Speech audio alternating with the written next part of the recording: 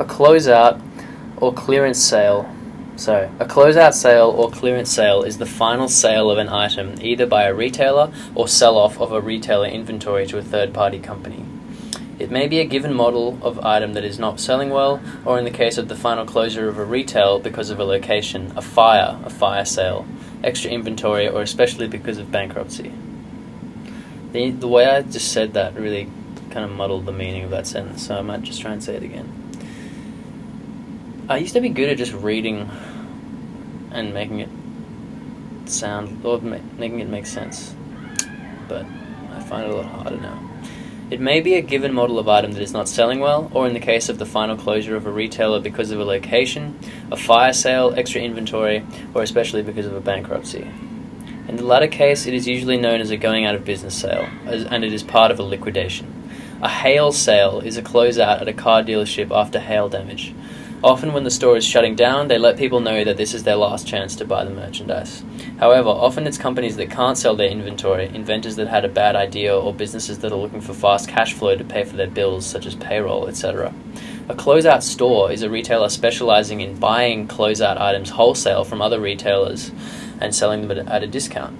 Big Lots is a well-known closeout store chain in the US, but other stores such as TJ Maxx, Ross Dress for Less, Marshalls, and Value City are also common, specializing more in clothing and housewares. Some clearance merchandise is non-returnable at some stores, as the intent is, of course, to get rid of the items. This is especially the case with liquidation and store closing sales. However, in many jurisdictions, such as the United Kingdom, consumers retain their usual rights during a sale, such as the right to return faulty goods under the Sale of Goods Act 1979. And the right to return goods granted by the distance selling regulations. Rather than storing merchandise until the following year, almost every US store also has post-holiday clearance sales now, sometimes starting even before the holiday season, especially Christmas and Halloween. Early discounts are often around 25%, but range from 0 to as much as 50%, particularly if the regular prices were deliberately inflated, as some stores do. 50% is common just after the holiday, often followed by 75% and sometimes even 90%, at which point there is very little, if anything, left to choose from. Often during after Christmas clearance sales, they let people know that this is their chance to buy everything they didn't get for Christmas, or as the phrase goes, everything Santa Claus forgot.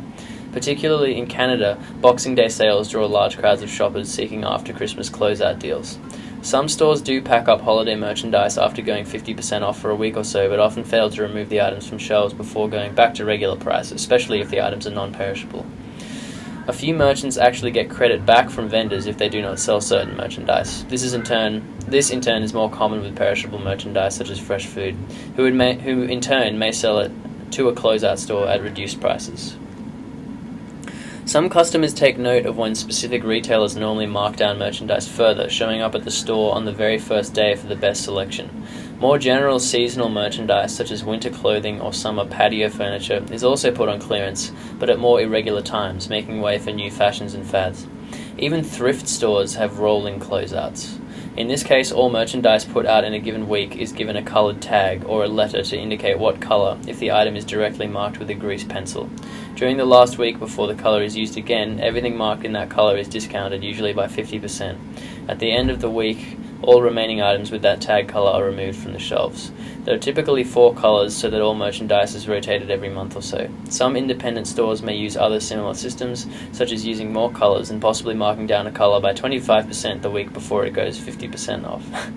Clearance sales typically occur on clearance racks in brick-and-mortar stores. Stores typically place merchandise on a clearance rack and mark the price down until someone purchases the item. This clearance sale can be further enhanced by using banners and signs, both on the interior and exterior of the store. This process has been replicated on the internet. The defunct Drop.com was the first clearance website to mimic a retail store clearance rack by allowing sellers to automatically mark down their items to a pool of consumers.